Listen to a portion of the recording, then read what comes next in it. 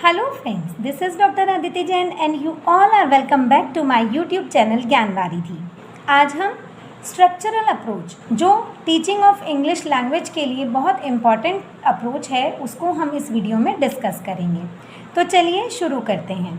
सबसे पहली जो चीज़ है वो ये है कि टीचिंग ऑफ इंग्लिश में जब हम स्ट्रक्चरल अप्रोच का यूज़ करते हैं तो हम बच्चों को कुछ स्ट्रक्चर्स की नॉलेज प्रोवाइड कराते हैं और उन स्ट्रक्चर्स के थ्रू बच्चे को ग्रामेटिकल कमांड हो जाती है और उस कमांड के होने के बाद बच्चा उस लैंग्वेज का प्रयोग बहुत इजीली अपनी लाइफ में कर सकता है। ये इसका बेसिक प्रिंसिपल है। यूनिट ऑफ टीचिंग यहाँ पर स्ट्रक्चर ही होती है। स्ट्रक्चर जो है पहले उसका हम एक बार मीनिंग समझ लेते हैं, क्योंकि यहाँ पर हम बात कर रहे हैं स्ट्रक्चर्स की तो वो हमें पता होना चाहिए कि स्ट्रक्चर्स क्या होते हैं। तो डिफरेंट अरेंजमेंट्स और पैटर्न्स ऑफ वर्ड्स, मतलब जब हम वर्ड्स को किसी एक पर्टिकुलर पैटर्न में या पर्टिकुलर अरेंजमेंट में लगा देते हैं तो वो हमारा स्ट्रक्चर हो जाता है। स्ट्रक्चर्स और सेंटेंसेस दोनों अलग अलग चीज़ें हैं, इनमें कंफ्यूज नहीं होना है। स्ट्रक्चर जो होते हैं वो बहुत छोटे भी हो सकते हैं और उनमें ग्रामेटिकल रूल्स को फॉलो करने की ज़रूरत नहीं होती, जैसे thank you, well done, sorry. ये सब क्या है? ये स्ट्रक्चर्स हैं। छोटे हैं, इनमें ग्रामेटिकल रूल हमने फॉलो अप नहीं किया है, सब्जेक्ट वर्ब एंड ऑब्जेक्ट वाला कोई पैटर्न यहाँ पर नहीं लगाया गया है, लेकिन फिर भी ये अपने आप में पूरा मीनिंग कन्वे कर रहे हैं, तो ये स्ट्रक्चर्स कहलाते हैं। अब हम इस चीज़ को बहुत अच्छे से समझ सकते हैं कि यहाँ पर यूनिट ऑफ टीचिंग हमारी स्ट्रक्चर्स होती है। हम स्ट्रक्चर्स के आधार पर बच्चे को लैंग्वेज पर कमांड गेन कराते हैं। ये जो अप्रोच है ये हमारी ओरल अप्रोच भी कहलाती है। उसका रीज़न ये है कि इसमें हम टीचिंग जो करते हैं वो बच्चे को सिखाने के लिए हम उसको अपॉर्चुनिटी प्रोवाइड कराते हैं कि बच्चा उस लैंग्वेज को सुन सके और उसको बोल सके। जैसे हमारी मातृभाषा हम सीखते हैं, या जैसा हम कह सकते हैं कि डायरेक्ट मेथड जो है हमारा टीचिंग ऑफ इंग्लिश का, जिसमें हम लैंग्वेज को सुनते हैं और उसको डायरेक्टली यूज़ करते हैं, ये उस मेथड का एक मॉडिफाइड फॉर्म है। यहाँ पर बच्चा उस चीज़ को, लैंग्वेज को, जो भी उसकी सेकेंड लैंग्वेज हम सिखा रहे हैं उसको सुनेगा और डायरेक्टली बोलने की कोशिश करेगा। तो इससे जो कमांड होती है वो ज़्यादा अच्छी हो जाती है, ऐसा माना जाता है। यहाँ पर एम्फसाइज़ किया जाता है कमांड ऑफ स्ट्रक्चर्स पर और स्ट्रेस दिया जाता है learning and listening and speaking पर। जो दो बेसिक स्किल्स होती हैं हमारी लैंग्वेज लर्निंग की, लिसनिंग एंड स्पीकिंग, उन दोनों को बहुत फोकस किया जाता है और ये माना जाता है कि जितना हम किसी लैंग्वेज को सुनते हैं और उसका यूज़ करते हैं उतनी ही ज़्यादा हमें प्रोफिशिएंसी हो जाती है उस लैंग्वेज की स्पीकिंग के लिए, उस लैंग्वेज के कमांड के लिए। और यहाँ पर स्ट्रक्चर्स के कमांड की बात की जाती है, क्योंकि बच्चा जब स्ट्रक्चर्स फॉर्म करना सीख जाता है तो वो बड़े सेंटेंसेस भी बना सकता है और उसकी लैंग्वेज पे कॉम्पिटेंसी बढ़ जाती है। अब हम बात करते हैं इनके कैरेक्टरिस्टिक्स की। तो पहला जो कैरेक्टरिस्टिक है वो है हमारा टीचर क्रिएट्स मीनिंगफुल सिचुएशन। यहाँ पर किसी भी लैंग्वेज को जब हम सिखा रहे हैं, जो हमारी सेकेंड लैंग्वेज है, उसको सिखाने के लिए टीचर एक मीनिंगफुल सिचुएशन क्रिएट करता है और उस सिचुएशन में बच्चों को अपने बात को कहने की अपॉर्चुनिटी प्रोवाइड कराते हैं और जब बच्चा अपनी बात को कहता है तो वो उसके ऊपर कमांड गेन करता है। One structure eight one time, एक स्ट्रक्चर को एक बार में बताया जाना चाहिए जिससे बच्चा उस स्ट्रक्चर के ऊपर कमांड गेन कर ले, फिर उसके बाद आगे के स्ट्रक्चर्स उसको बताए जाने चाहिए। बहुत सारे स्ट्रक्चर्स को एक बार में बताएंगे तो वो कन्फ्यूजन क्रिएट करेगा। मिस्टेक्स आर प्रॉम्प्टली करेक्टेड, बच्चा मिस्टेक करता है, वो स्वाभाविक है कि करेगा, लेकिन उन मिस्टेक्स को तुरंत ही दूर किया जाता है, टाइम नहीं लगाया जाता, बच्चे को वहीं रोका जाता है और उसकी मिस्टेक को करेक्ट किया जाता है जिससे वो उसके माइंड में सेट ना हो। नेक्स्ट जो स्ट्रक्चर्स हैं वो ग्रेडेड होते हैं। ग्रेडेड मतलब जो पहले का स्ट्रक्चर है वो दूसरे स्ट्रक्चर के लिए अपने आप ही बेस क्रिएट करता है, मतलब नया जो स्ट्रक्चर है वो हमेशा प्रीवियस स्ट्रक्चर को फॉलो करता है। जैसे पहला स्ट्रक्चर हमने बताया आई सॉ हर, तो अब हम जब दूसरा स्ट्रक्चर उसको बताएंगे तो उसमें हमने कुछ ऐड किया है, so it will be I saw her going. तो यहाँ पर जो पहला स्ट्रक्चर है हमारा वो दूसरे स्ट्रक्चर के लिए अपने आप ही एक बेस क्रिएट कर रहा है। इस अप्रोच को जब हम यूज़ करते हैं तो उसमें मास्टरी हमारी गेन होती है 275 स्ट्रक्चर्स पर एंड 3000 वर्ड ऑर्डर, मतलब क्योंकि हमारा ये पैटर्न है वर्ड्स का, स्ट्रक्चर जो होता है वो उसमें 3000 वर्ड ऑर्डर, हम 3000 तरीके से वर्ड्स को कैसे ऑर्डर करते हैं वो बच्चे को आ जाता है, और 275 स्ट्रक्चर्स एटलीस्ट हम उसको बताते हैं। Structures are based on word order. Structures जो होते हैं वो हमारे वर्ड ऑर्डर के ऊपर डिपेंड करते हैं। हम उनको किसी भी तरह से अरेंज कर रहे हैं वो हमारा स्ट्रक्चर हो जाता है। एम्फेसिस ऑन स्पीच, बोलने पर बल दिया जाता है यहाँ पर, क्योंकि जब बच्चा अपनी बात कहेगा तो उसको प्रोफिशिएंसी होगी। एक्टिव पार्टिसिपेशन ऑफ लर्नर्स, यहाँ पर इस चीज़ का बहुत ध्यान रखा जाता है, क्योंकि बच्चा जितनी चीज़ों को सुनेगा और जितनी चीज़ों को अभिव्यक्ति देगा उतनी ही ज़्यादा उसकी लर्निंग होगी। अब हम बात करते हैं सिलेक्शन ऑफ स्ट्रक्चर्स की। हम सिलेक्शन किस ग्राउंड पर करते हैं स्ट्रक्चर्स का? तो सबसे पहले हम देख लेते हैं यूज़फुलनेस। जो स्ट्रक्चर हम बच्चे को पढ़ा रहे हैं वो यूज़फुल होना चाहिए। जो भी चीज़ें हैं, ये बहुत कॉमन हमारा एक कंसेप्ट होता है कि जो चीज़ें हमारे यूज़ में आने वाली हैं वो हम ध्यान रखते हैं, उन्हें हम याद रखते हैं, और जो चीज़ें हमारी कम प्रयोग में आती हैं उनको हम भूल जाया करते हैं। तो जो स्ट्रक्चर्स बच्चे को पढ़ाए जाएँ वो यूज़फुल होने चाहिए, साथ में वो प्रोडक्टिव भी होने चाहिए। मतलब कि बच्चा जो चीज़ एक बार सीख रहा है उसको अपनी लाइफ में आगे यूज़ कर सके, और एक जो स्ट्रक्चर बच्चे को सिखाया है उसके आधार पर वो और भी तरह के सेंटेंस या स्ट्रक्चर्स बना सके। नेक्स्ट है सिंप्लिसिटी। जो हम सेंटेंस बच्चों को बता रहे हैं इनिशियल स्टेज पे वो सिंपल होने चाहिए, कॉन्क्रीट होने चाहिए, जिनको हम सिचुएशन क्रिएट करके बच्चे को बता सकें, क्योंकि एब्स्ट्रैक्ट कंसेप्ट्स जो हैं वो एकदम इनिशियल स्टेज पे बच्चे को ना हम समझा पाएंगे और ना ही उसको समझ में आ पाएगा। नेक्स्ट है टीचेबिलिटी। जो भी कंसेप्ट्स हम बता रहे हैं वो टीचेबल हों। जैसे कि मैंने अभी बात की कि जो कॉन्क्रीट चीज़ें हैं वो बच्चे को पहले बताई जाएँ, एब्स्ट्रैक्ट कंसेप्ट्स को बाद में बताया जाए। फ्रीक्वेंसी, जो भी स्ट्रक्चर्स हम बता रहे हैं वो लाइफ में फ्रीक्वेंटली यूज़ होते हों।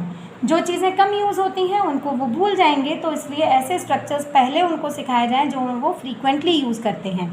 रेंज, जो ज़्यादा यूज़ में आने वाली चीज़ें हैं उनको हमें पहले सिखाना चाहिए बच्चे को। अगर हम उनको सिखाएंगे तो बच्चे को उसकी यूटिलिटी मालूम पड़ेगी और वो उसके ऊपर ज़्यादा ध्यान देगा। देन लर्निंग एबिलिटी, बच्चों की एबिलिटी, उनका स्तर हमें ध्यान रख के सिलेक्शन करना चाहिए स्ट्रक्चर्स का, क्योंकि अगर बच्चों के लेवल से हाई लेवल के स्ट्रक्चर्स हम सेलेक्ट करते हैं तो वो बच्चे के लिए ग्रास्प करना मुश्किल होगा और अगेन वो इंग्लिश टीचिंग के लिए प्रॉब्लम होगी। देन कवरिंग, जो भी चीज़ें हम बच्चे को बता रहे हैं वो उसका बहुत ज़्यादा बड़ा एरिया कवर करें। मतलब कुछ ऐसे हम जो सिमेंटिक होते हैं, मीन्स एक वर्ड में आप ऐसे ऐसे वर्ड्स उसको ज़्यादा बताए जाने चाहिए जो नंबर ऑफ मीनिंग्स जिसके ज़्यादा हों। ठीक है, उन वर्ड्स को हम ज़्यादा बताएं जिनके अलग अलग तरीके से यूजेस हो सकते हैं, उनके मीनिंग ज़्यादा हो सकते हैं, उन वर्ड्स को हमें पहले बताना चाहिए। Now coming to gradation of structures. पहला हमारा जो पॉइंट होता है वो सिलेक्शन ऑफ स्ट्रक्चर्स होता है, क्योंकि हम सबसे पहले स्ट्रक्चर्स को सेलेक्ट करेंगे, हमें कौन सा स्ट्रक्चर बच्चे को पढ़ाना है। उसके बाद उन सेलेक्टेड स्ट्रक्चर्स को हम ग्रेड करेंगे। जैसे हम सबसे पहला ग्रेडेशन हमारा होता है ग्रुपिंग। जो हमें स्ट्रक्चर्स बच्चे को बताने हैं उनको हम ग्रुप कर लें। जैसे फोनेटिक ग्रुपिंग। फोनेटिक ग्रुपिंग में मतलब जैसे अगर हम बहुत इनिशियल स्टेज पे बच्चे को सिखा रहे हैं तो हम ए की साउंड वाले वर्ड्स उसको बताते हैं, जैसे सेट, कैट, रैट, इस टाइप के वर्ड्स को हम एक ग्रुप में कर लेंगे, उसी टाइप के स्ट्रक्चर्स के थ्रू हम उनको पढ़ाएंगे। देन आता है हमारा लेक्सिकल ग्रुपिंग।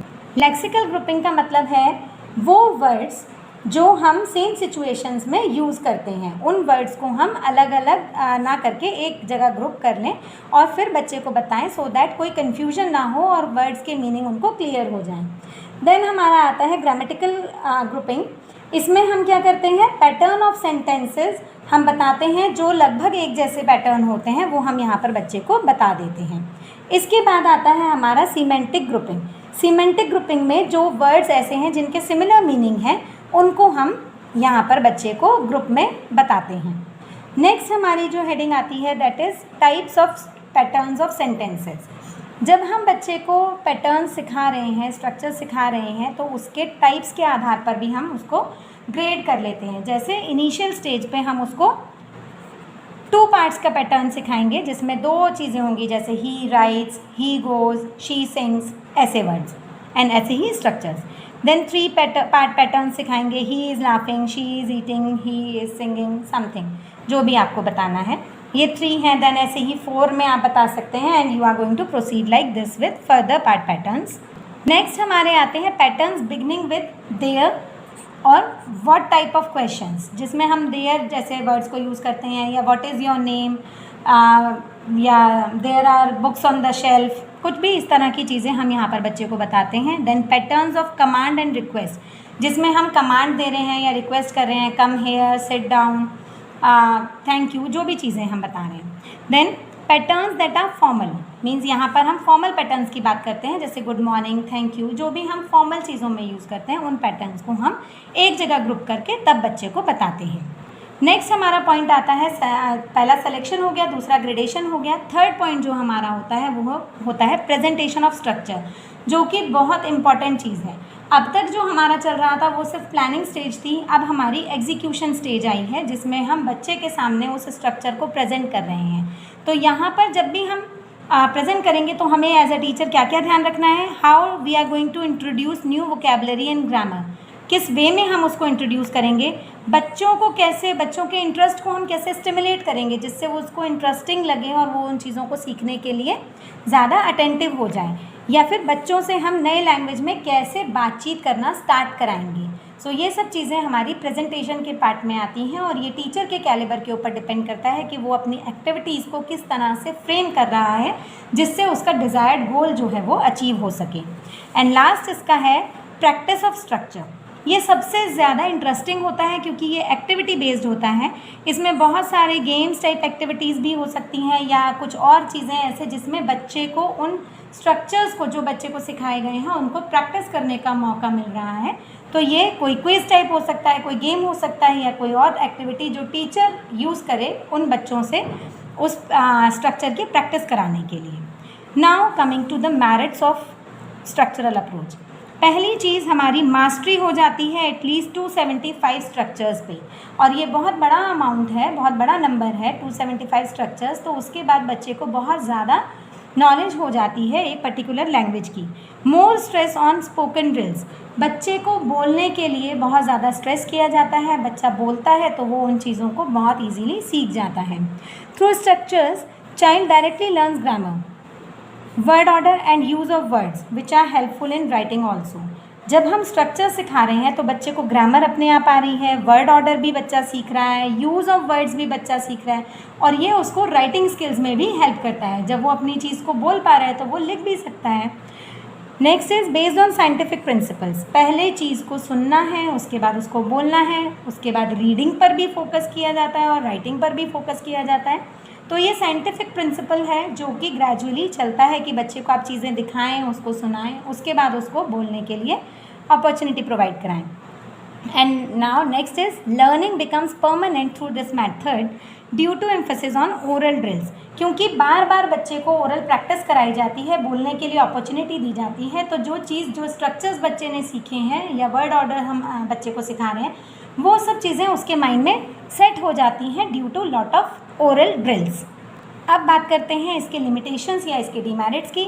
तो केवल वेल ग्रेडेड और वेल सेलेक्टेड स्ट्रक्चर पैटर्न्स ही इस टेक्निक के थ्रू या इस अप्रोच के थ्रू पढ़ाए जा सकते हैं। हम नॉर्मली किसी भी चीज़ को पढ़ाना चाहें तो वो पॉसिबल नहीं हो पाता, और इसी वजह से कोर्स पूरा कराना भी मुश्किल हो जाता है। Then drilling makes the classroom environment dull and boring. बार बार जब हम ओरल प्रैक्टिस करा रहे हैं, ओरल वर्क उसको करा रहे हैं, तो उससे क्लासरूम का जो एनवायरनमेंट है वो थोड़ा डल, मोनोटोनस और बोरिंग सॉर्ट हो जाता है। मोर टीचिंग एड्स आर रिक्वायर्ड, ज़्यादा टीचिंग एड्स चाहिए सिचुएशन क्रिएट करने के लिए, बच्चे को दिखाने के लिए बहुत ज़्यादा टीचिंग एड्स चाहिए होती हैं। छोटी क्लासेस के लिए ज़्यादा अप्रोप्रिएट है, बड़े क्लासेस के लिए इस टाइप की अप्रोच यूज़ नहीं हो पाती है। टाइम कंज्यूमिंग टेक्निक है, थोड़ा टाइम ज़्यादा लगता है सिचुएशन क्रिएट करने में, टीचिंग एड्स प्रिपेयर करने में, चीज़ों को समझा पाने में। And more over it is not suitable for Indian conditions, क्योंकि यहाँ पर क्लासेस जो है वो ओवर क्राउडेड होती हैं, करिकुलम बहुत रिजिड है, फ्लेक्सिबिलिटी नहीं है, और टीचर्स ऑलरेडी बहुत लोडेड होते हैं टास्क से, तो वो ये सब चीज़ें नहीं कर पाते हैं।